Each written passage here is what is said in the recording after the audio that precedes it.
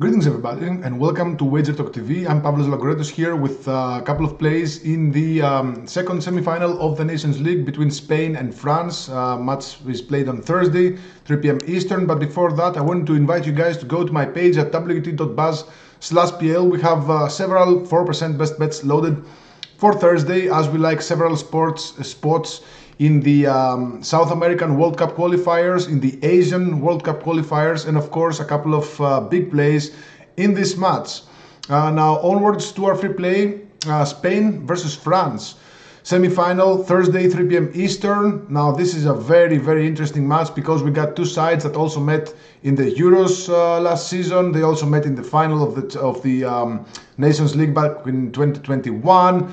Two of the best sides, if not the best sides in Europe. But to be honest, I think Spain have a slight edge here. First of all, they're playing at home. They have a better squad. They won the Euros.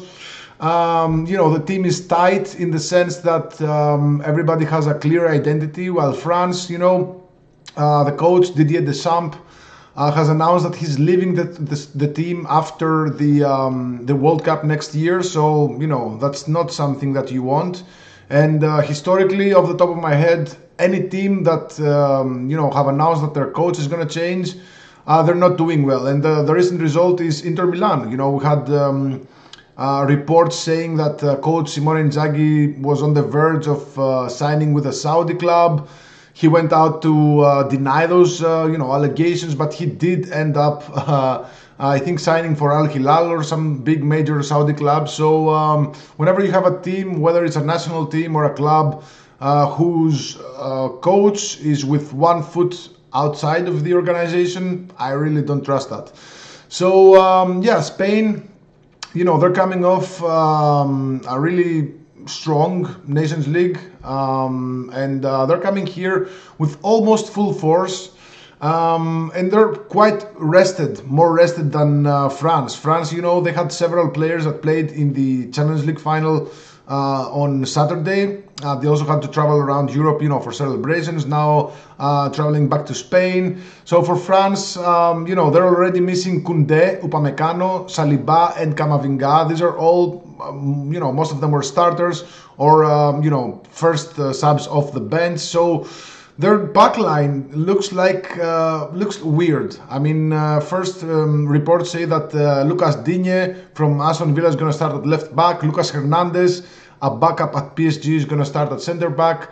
Liverpool's Konate and Chelsea's Malo Gusto is going to be at the right flank. By the way, Malo Gusto roughly translates to bad taste. So, I think Spain will do some damage to this France backline. Because they have absences, they're gonna use players that they haven't used. There's not a lot of chemistry there, and of course, they got Dembele, Doué. There's all sorts of players, Barcola, even Hernandez himself. They played in the Champions League final. They have Thuram. So there's a lot of players that played a few days ago.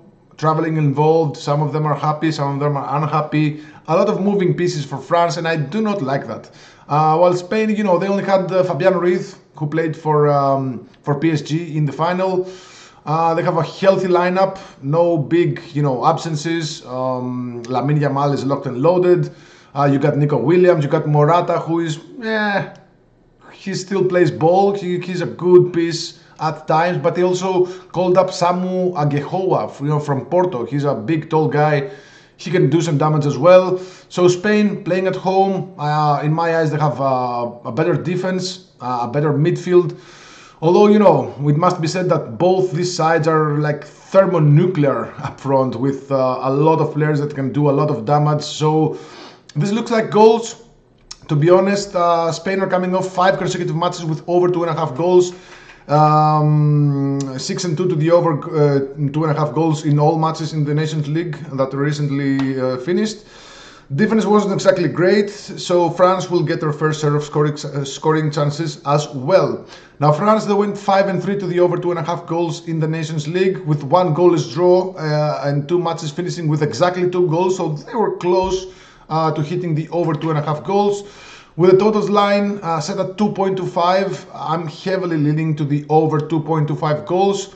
as I do see at least a couple of goals in this match. Now, taking the over 2.25 goals means that you're taking a split line between the over 2 and the over 2.5 goals. So if there's exactly 2 goals, we only lose half our stake. The other half is pushed and refunded. So the over 2.25 goals is a decent way to bet on this match, in a match, where quite possibly both teams will get in the score sheet. Even if France don't score, Spain can definitely win this one 3-0.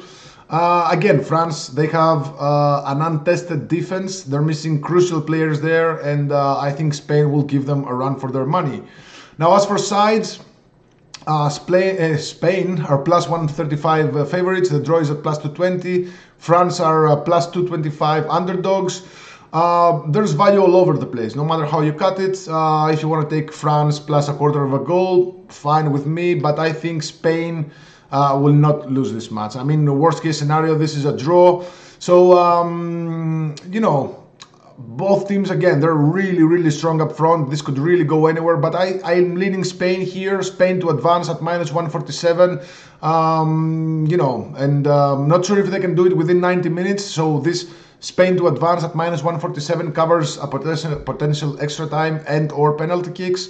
But if you think Spain are going to do it within 90 minutes, Spain Moneyline is at plus 135. But, we do this all year long. We try to protect our bankrolls. So if you think Spain are going to win this, if you like Spain, you might want to take Spain minus quarter of a goal at even money, which also kind of covers you in the event of a draw in 90 minutes, in which case you will only lose half your stake, because Spain minus a quarter of a goal essentially is a bet. Half of this bet is on Spain pick'em, and half of this bet is on Spain money line. So if it's a draw, the money line is lost, and the pick'em, the half with the pick'em, is refunded. So half loss, half push. So I think for a side, Spain to advance at minus 146, minus 147 is a really good way to bet on this one.